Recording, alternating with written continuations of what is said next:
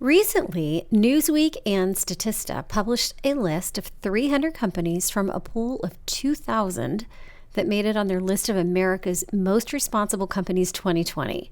How they chose the companies, the key performance indicators they looked at, financial, environmental, and social, plus what they asked in an independent public survey is going to be key and super valuable to your company's own CSR strategy. Stick around with us today to learn more.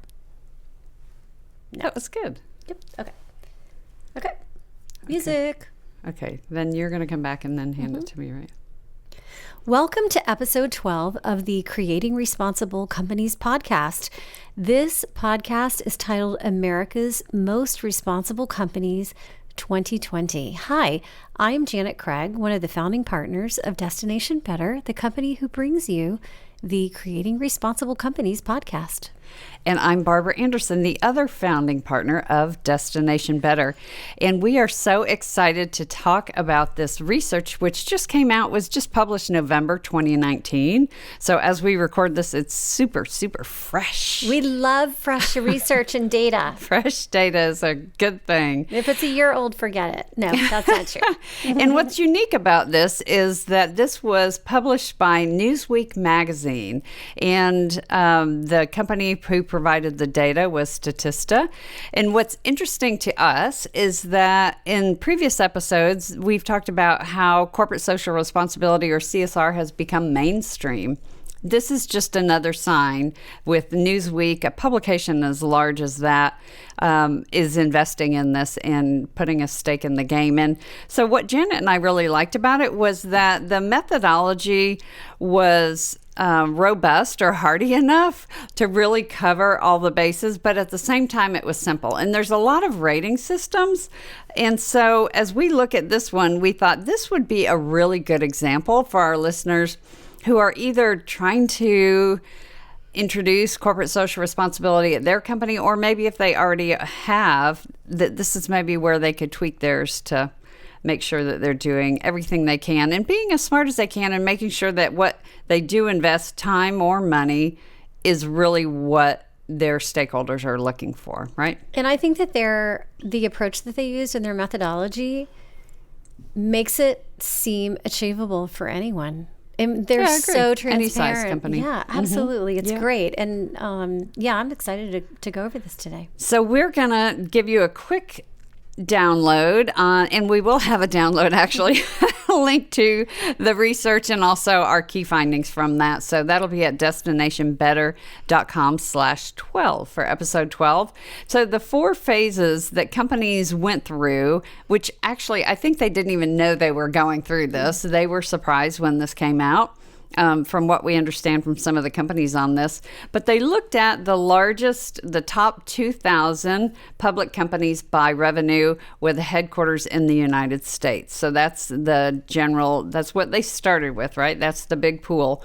And then what we found really interesting is that the companies who published a CSR report or sustainability or corporate citizenship, if they published information on their environmental, social, and governance, they were included in the next phase. But if they didn't have a public document with environment, social, and governance, out they went. They were not even included in this. So take note, because we know there's a lot of companies in the top 2,000 who do not have one. I think the Fortune 100, there's only one that doesn't. So that's important. That was the second phase. The third is they looked at, and we'll go through these, the environment, social, and corporate governance KPIs, or key performance indicators. And something that we are going to share at the end, which we find super interesting, is they added a survey of 6,500 U.S. citizens asking for their perception of these companies. And in previous episodes, we've talked about how the brand is not just owned by the company anymore. Mm-hmm. And this is further indication that companies are being evaluated from a number of different directions. And so this one was based on the 6,500 people perception of the companies, and we'll go through what questions they were asked. And then finally, they calculated the score. They put 70% weight on the key performance indicators, or the KPIs, and then 30% based on the perception of the companies. And within that, they put an equal weight on environment, social, and in governance. So each of those got 33%. So hopefully that's not too complicated, but we'll have the information on our website at destinationbetter.com/12 for anybody who wants to go through that. So what we thought we'd do, anything else on that, on the methodology so far, Janet? No, I just, when I look at this document, because it's designed really well too, their report, it just, I'm just going to say it again, it makes it look so achievable. And the thing is that this is where investors are trying to get their information. People, millennials, Gen Zs are trying to get information to see if they even want to come and work at your company. Right. And just the fact that they did this, and they published the report, very transparent about their methodology. This is where the market's going. We call it the modern market. And that's right. This is where we are. So they resulted in 300 companies, and they broke them down by industry, 14 different industries. And so we won't go into those, but they're common ones that you would be familiar with. And so what made it nice is if you were in the industry, you could see where you ranked within that industry the 14. You can go on their website, and you can definitely take a look by industry and see where you are. So do you want to kick us off here? We're going to go through what the KPIs, the key performance indicators, were for each environment, social, and governance. And Janet's expertise is environment, so we're going to have her walk through those. So on the environment side, they were looking at waste, emissions, energy use, water use, and environmental engagement. And if you've never heard of something called an intensity factor, I'm going to tell you what it is. So an intensity factor is just two numbers that are divided together or divided through each other. So if you tell me that your company used 100 gallons of water, and I say, well, my company used 50 gallons of water, but the product that I put out was much, less than yours, or they divide them through so that they can actually see, based on some sort of output to the input of water, what was your intensity. And so they used a lot of intensity factors so that they could make this information comparable, and they could compare, companies against each other. So they used some waste intensity factors. They took a look at whether or not companies had a statement about recycled waste. Thought that was really interesting. Yeah. On the in their intensity factors, a lot of these all the environmental intensity factors were against revenue. So non-recycled waste against revenue. Do you have a statement about recycled waste? Carbon intensity.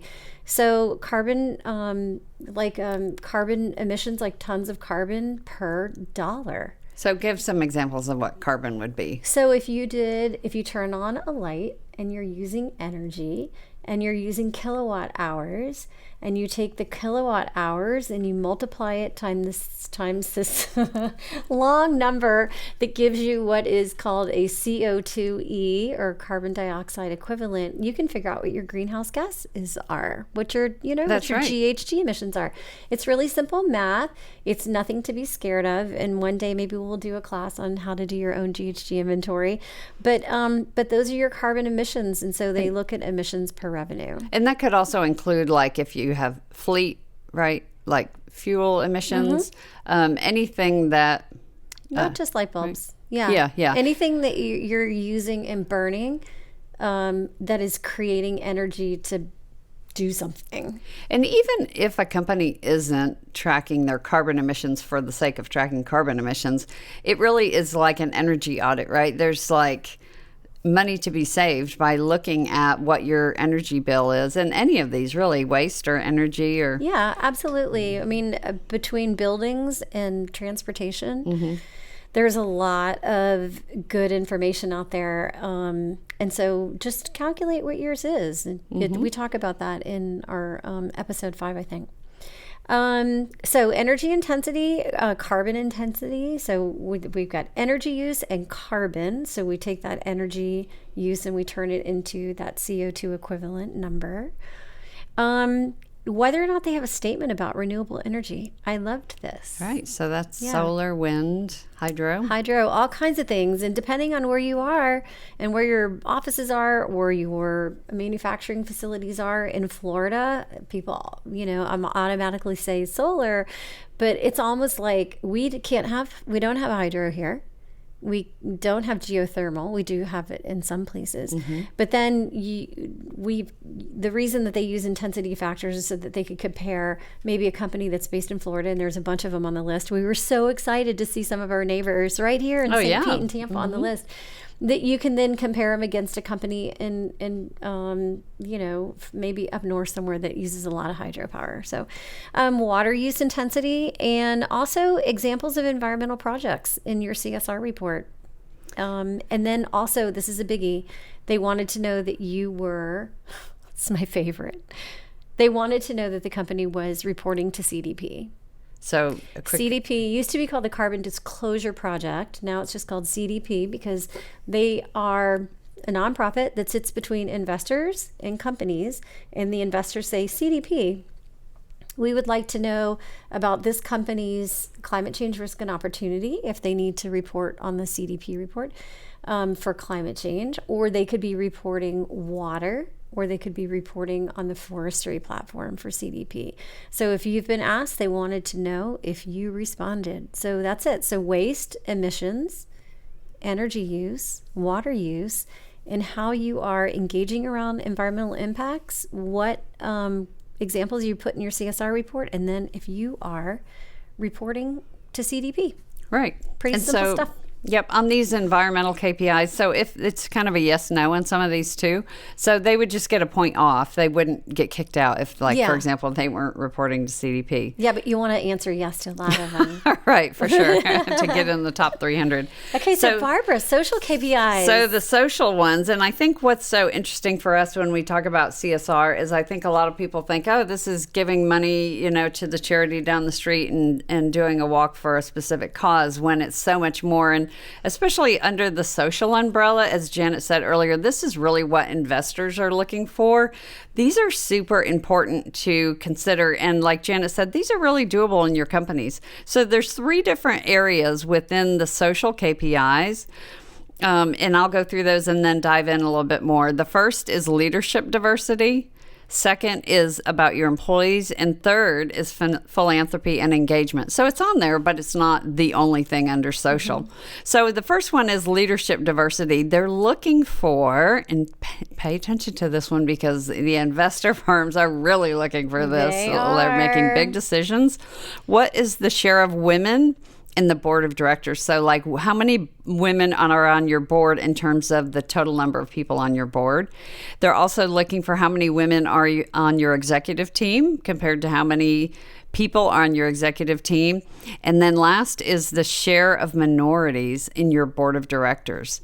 And that's again based on the number on your board. And this is really, if you ask why, it's because any company, it's better to have diverse input, both gender and race, in your decision making. People bring different skill sets. They bring different opinions, different experiences. And so if you have the same demographic making all of the decisions, in the short term, it might be easier, but in the long run, it might not be as quality of decisions. So that's why they're looking at the first one, leadership diversity. The second is about employees, and they're looking first at the lost time incident rate. So how many injuries were reported in your company based on the total number of hours work? And safety is always a top priority for a lot of companies. And so how is this initiative in your company paying off in terms of safety?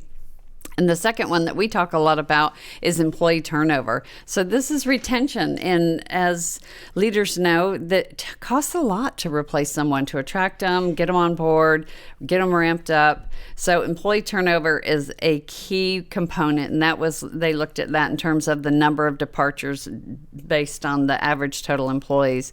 And then last in terms of employees was the training hours. Mm-hmm. So are you as an employer investing in your team members? And that was based on the training hours per employee. Last of the social components is philanthropy and engagement. They looked at the average volunteer hours per employee. So are you letting employees volunteer? Probably this was on company time, I would presume. Do you have a human rights policy? Yes or no? Black and white. Do you have one or not? So if your company is practicing human rights, make sure that you have a formal policy and that it's publicly available. The next two are around charitable giving. So this is how much is your company giving based on its revenue? So what's the percentage? And an average kind of a baseline is 1% of gross revenue or net revenue, depending on what model you want to look at. And then the last is, do you have examples of social projects in your CSR report? So are you just talking about it? What do you have specific examples? So that's the social components. And those are all just good things. And we say this a lot, don't we, Janet, that this is just really managing a good management of a company. Yeah, right? Absolutely. Absolutely. And also don't forget that a lot of these companies that are on this list do show these things in their CSR report, but not everybody goes and reads a CSR report. A lot of millennials and Gen Zs and people that are just consuming your company's goods and services in any way, shape, or form, they need to see it on social media too. So don't just stick it in a CSR report. We want to see what's going on. It's fun. Yeah, and in this one, as a reminder, like we said earlier, I don't think the companies knew this was taking place. Yeah. So it wasn't even, from what we understand, like the company could go, oh, let me get you that human rights policy. It has to be public information already. Yeah, I love that this just kind of like came out of nowhere, Right. So, we were really excited because we have colleagues at a lot of the companies that are on the list. And it was a really Proud nice for them. surprise. Yeah, we're super proud of them. So on the governance KPIs, they looked at two dimensions: disclosure and transparency, and then economic performance. So under the disclosure and transparency, it's really about a lot of it is about the CSR report. So what's the scope of the report? And when we talk about the scope of the report, it could be that it's only for one section of your company or it's for your whole company. What are you covering in that CSR report? Is there a CSR section in your annual report? Just a CSR section. They were not looking for, are you part of integrated reporting? Just, are you talking about the fact that this is important to your company? Do you have a CSR section on your website? Some people have a tab that says corporate responsibility or sustainability or whatever. Do you have a tab on your website that says, yes, this is what we're doing? Is your CSR report within the Global Reporting Initiative Guidelines, GRI? So GRI has some basic standards for, this is what, if you're just making a report, these are the most basic things that you need to have in your report. And then there are some other criteria that they ask you to report on that's goes a little bit deeper into your company, and some of them are for specific industries. So they have some standards that are for specific industries. So that's a GRI, Global Reporting Initiative, because they want to see that you have actually made your report against a guideline and a methodology, so you don't leave anything out. And it helps people who look up companies compare apples to apples too. If you're looking for one specific thing, maybe say like employee turnover rate, you can go to that same exact, what do you call it? Like section, framework or whatever. And then your report would have a list of all the topics and what page that employee turnover is on. Yeah. So that's the GRI index. Right. Yeah, index. So thank you. You have to have a GRI index. And then lastly, on the disclosure and transparency section was compliance it says compliance / anti-corruption guidelines. So they want to see that you've got some ethics, yes or no, ethics, anti-corruption, bribery, compliance with laws, all that good stuff. And then over on the economic performance, they took a look at a few different ratios, net profit, operating cash flow, some things like that, current ratio, gross margin, some financial economic performance ratios, so that they can see that you're actually performing well. because we know that companies that do have really good ESG scores, environment, social, and governance scores, or corporate social responsibility practices, definitely outperform those who don't. And then lastly, under economic performance is innovation capacity. So what are your R&D, research and development, expenses against your revenue? What are you doing to innovate? Yep. So thanks for that on the governance, Janet. And I think one thing that I would like to reinforce on that is I think a lot of times people think CSR is an expense only, that there's not a return. We don't have a budget for that. Or that there's not a return on investment or an ROI. And that couldn't be farther from the truth. The governance section is often just called economic because companies have to make money to survive or to be sustainable in the long term financially. So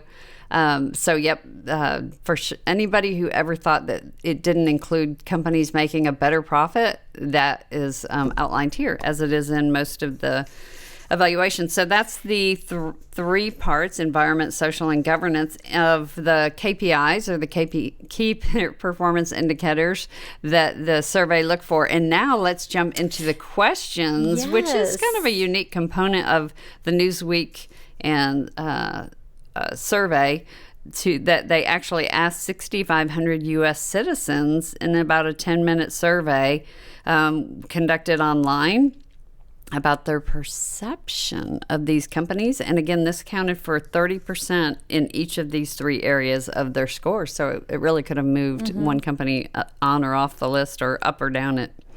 So do you want to go through the environment one, Janet? The three questions that they asked U.S. citizens. Sure, yes. So is the company active in protecting the environment? Does the company meet relevant environmental standards? That's one of those things that you definitely need to talk about on your website.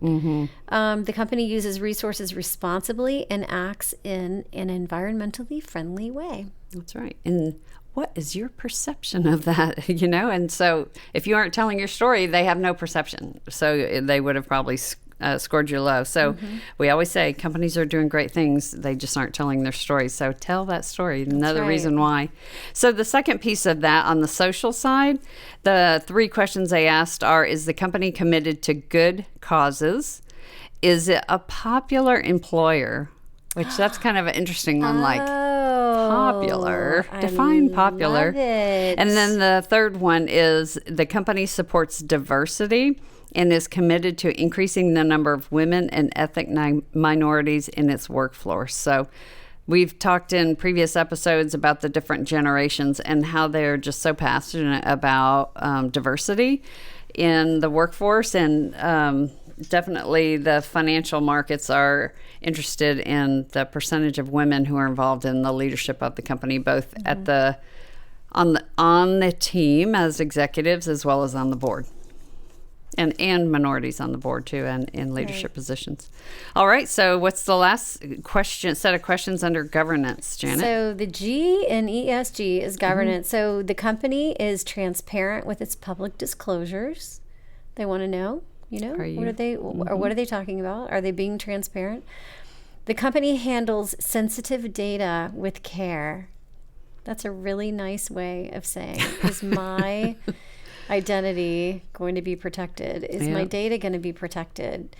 And then that the company works against all forms of corruption. And I would say that they're, so that's underneath the ethics and bribery piece, and just being a good corporate citizen and looking out for people.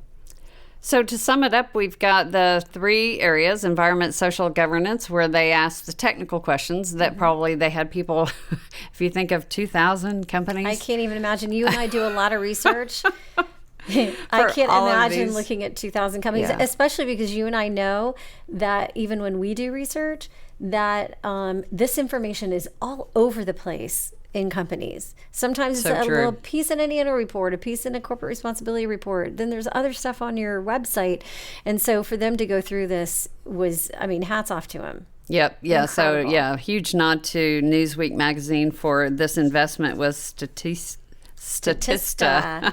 Statista. So that's the framework. We thought we'd call out a few companies. I think we could maybe this list. is like Christmas. I'm so excited. I know, and it was. I think we could maybe first list the top 10 companies to see if anybody has any surprises. So we'll start with number 10 and work up. How's that? Sure. Sounds great. So number 10 is Jones Lang LaSalle, the property management company. Number 9 is Comerica, banking. Number 8 is General Mills, so in food. And we actually have done some research on them, and they deserve to be in number 8 with the reporting. Yep. Number 7 is Citigroup, again, financial services. Yep. NVIDIA is number 6, and you can say what they are and then take us up to number 1. Okay. So NVIDIA, I remember when I was at Apple, NVIDIA was absolutely leading the charge on some really cool technology around graphics. And I think they've continued on to do some really great work. So super excited to see them on the list. Number 5, Microsoft. Number 4, Intel. These are all we're getting techie here. Yep. Number 3 is Dell. Number 2 is Cisco, CISCO, not the food company. And number 1, HP. Drumroll, HP. Yeah. So that's the top 10. We thought we'd call out a few companies here we have colleagues at or have some relationship with. You want to start, Janet?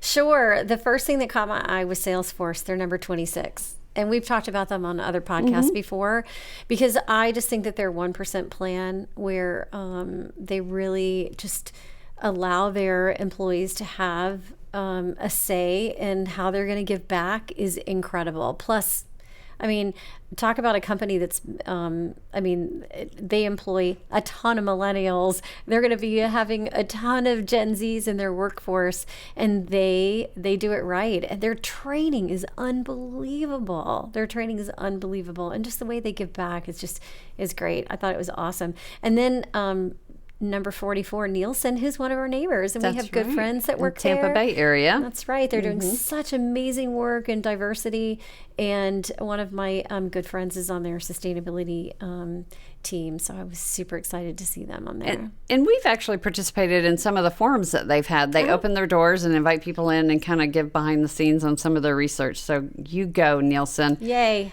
And then Janet, number 45. State Street. I'm so excited to see them on here too. State Street led the way with the female board directors, I think last year, when they, in their letter to boards and CEOs, said that you need to have at least one female board member.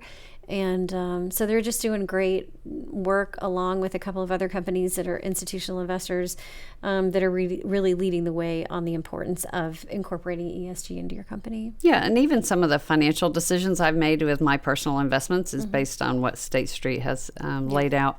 And I have to give a shout out to some of my colleagues from when I lived in the Dallas-Fort Worth area. Myself, along with some really super smart colleagues, started an organization called the DFW for Dallas-Fort Worth, DFW Corporate Citizenship Network. And in large part because we had so many companies headquartered in the Dallas-Fort Worth area. And I look on this list and see how many are on this list. So I have to give a virtual high five to my colleagues there. The first is number 47, Kimberly Clark, doing some amazing things there with both on the company side and their foundation. And then number 62 is Fluor Corporation, so the big engineering firm. Maybe not a household name, but doing some really great things. And really, in a few short years, they've really ramped up. So hats off to my colleagues there. And I don't want to call out any names because we haven't gotten their permission, but you know who you are. You know who you are. And then Janet, who's number 78? Oh my gosh, 78, Bank of America. Bank of America is another, they've just, incredible. And I don't think that people really understand what Bank of America has been able to accomplish and what they are completely focused on in providing financial services, totally focused on what ESG is to their company and financial services, how they are taking a look at in incorporating all of their relevant environment, social, and governance topics, how they're managing it.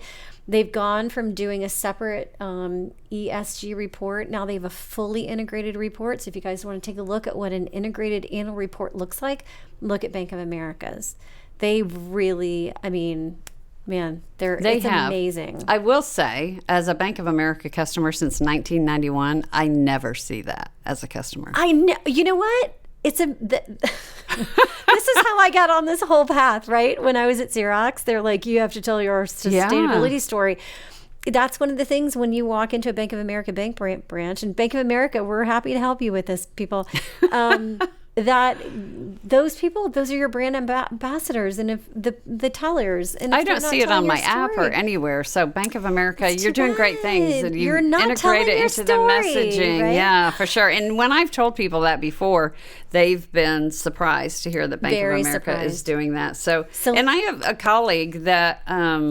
A buddy from college who works for Bank of America and has shared some of the incredible things that she's had opportunities to participate in internal education in environment, social, and governance. And then number 81, we're excited to see when we actually in Tampa Bay started the Tampa Bay Corporate Responsibility Network of peers and colleagues in the Tampa Bay area.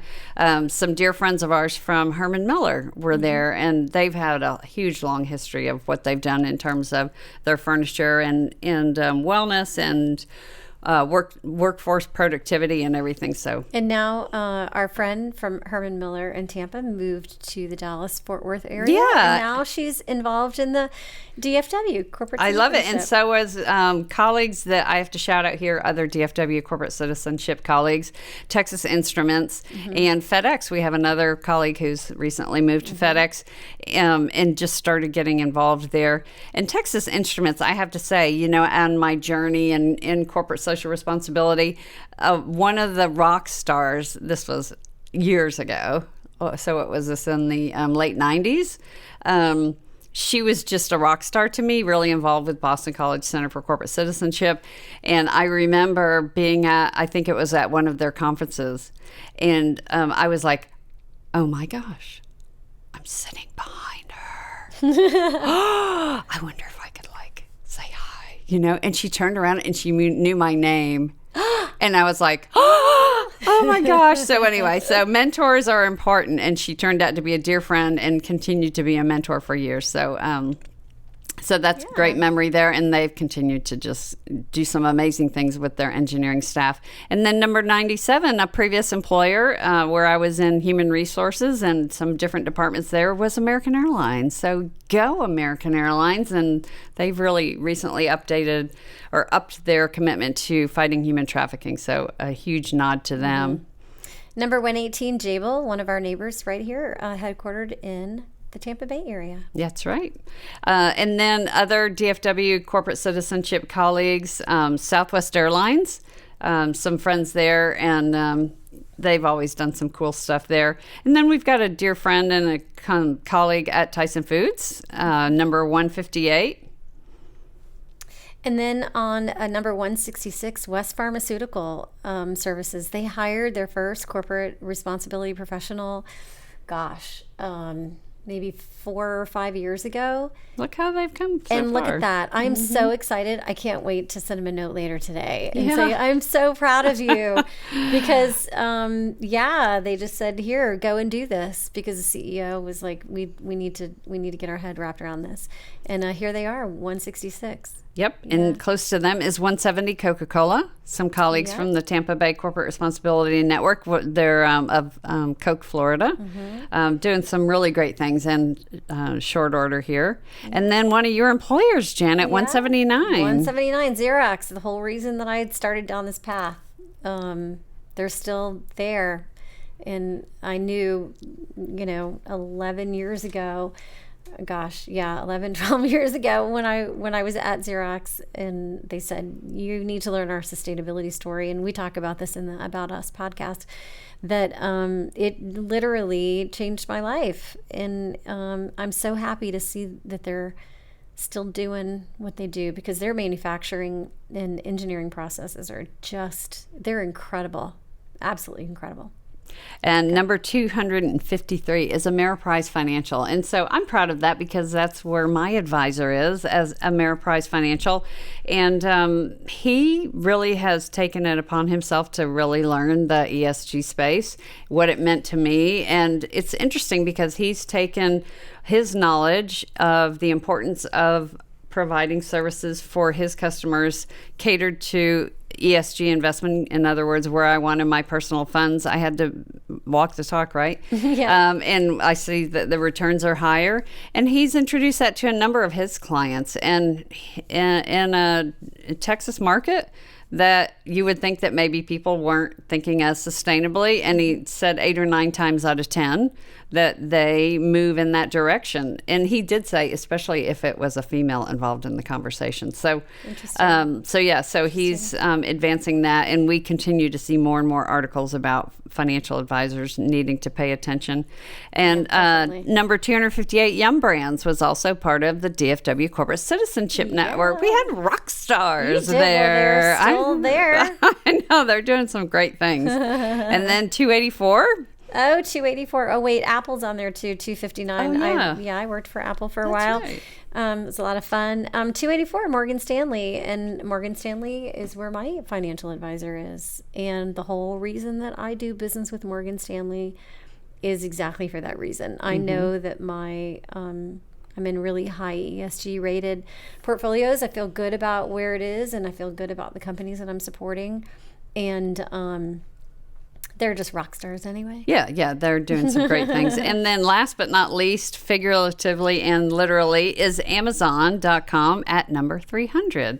And the person who leads that there was actually a colleague and a consultant to me when I was leading global corporate responsibility. And so she's done some amazing things and built some programs out in short order there too. And not an easy job. Yeah. Hi, you just got hired to lead sustainability at Amazon. And it's interesting. It looks like she's really hired a lot of engineers and process people and logistics. So it's like every company has its area that it needs to focus on. And in our episode 5, we've got our CSR made easy in 3 steps. So if you're trying to figure out where do I fall in this and what should my company do, or you want to tighten up maybe your existing one, that's a great episode to listen to. Go to destinationbetter.com/5 and you can download that one. And in terms of telling your story, we did a series on episodes 6, 7, and 8 about internal, external, and investor communications. So